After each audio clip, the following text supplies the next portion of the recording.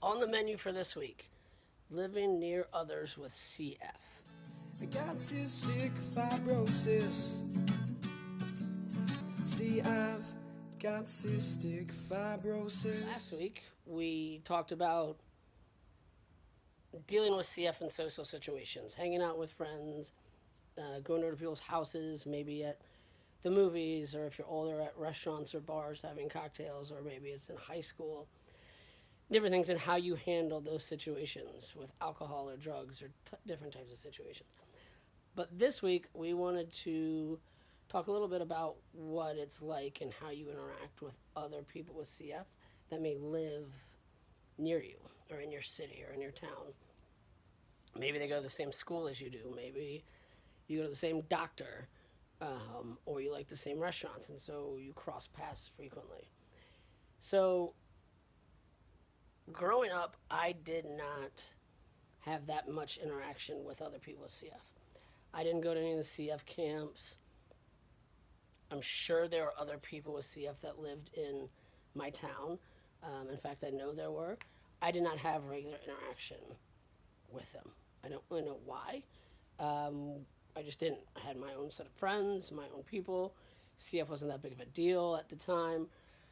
Mostly it manifested in my stomach at that point. And so I just didn't interact with them. It wasn't until that I can remember, and I could be wrong, I'd have to double check with my parents, that my freshman year in high school, there was a girl who had CF who was a senior.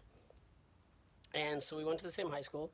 So obviously we crossed paths frequently in the halls, at lunch, outside, all those different places. And we would talk and check in with each other, see how we were doing, and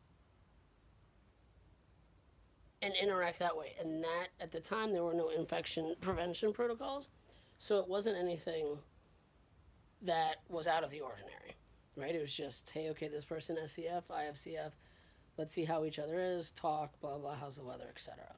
And so that's just what we did. So for the year that I was at school, we shared a high school together, and that was fine. And then in college, I know that there was one person that had CF. We met briefly once in the 4 years that I was there, but that was it. I never saw them again. We didn't have much interaction at all. And so that was really it for me, living in the same areas with others, at least from an interaction standpoint, that have CF. Fast forward to today, I live in Alexandria outside of Washington, D.C., and there are quite a bit of CF people living here in Northern Virginia, D.C., Maryland, where I interact with, through work and other things. And specifically in Alexandria, I know of a couple of people that have CF, but again, Alexandria is big enough that we don't necessarily run into each other on a regular basis.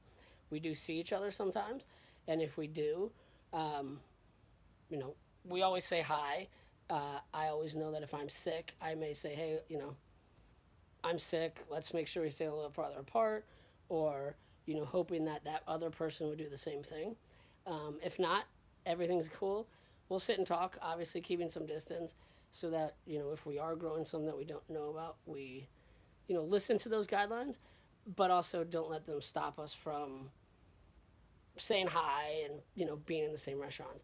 I am not going to go out of my way to avoid somebody with CF. I'm not going to go out of my way to not eat in a restaurant or be in a shop if there's somebody else at SCF. And I think, as I get older, it's nice to know that those people are out there and we can be in the same place, be respectful of each other, but also maybe have a conversation and just see how each other's doing. So I like knowing there's other people that have CF in the same place that I do, because it's one more thing just besides a disease to have in common with folks. And so as you communicate with them through, social media or email or FaceTime or whatever, there's other avenues to talk about except for just having CF. So it's not necessarily a bad thing as long as you are flexible and understanding that they're out there. They're out there. It sounds like we're aliens or something like that. That you may cross paths. And I'm sure that there are people out there who go to great lengths to avoid all of that. There's also something to be said about having that comfort and knowing that, maybe there's younger kids with CF who you can be a role model to because you're older and you're doing well or whatnot. Or maybe it's just other people to find comfort in knowing that, hey, you struggle with the same thing. But here's this whole avenue of commonalities, right? Same places to go to lunch, where you like to eat dinner, what movie theater do you like best, where's the best smoothie, whatever that is. And just be smart with your interactions and embrace it. Embrace knowing other people are out there that struggle with the same things that you do. With that, good night, good day, whenever you're watching this. I hope you have a wonderful rest of the week, and I look forward to talking to you soon. I got cystic fibrosis. See, I've got cystic fibrosis.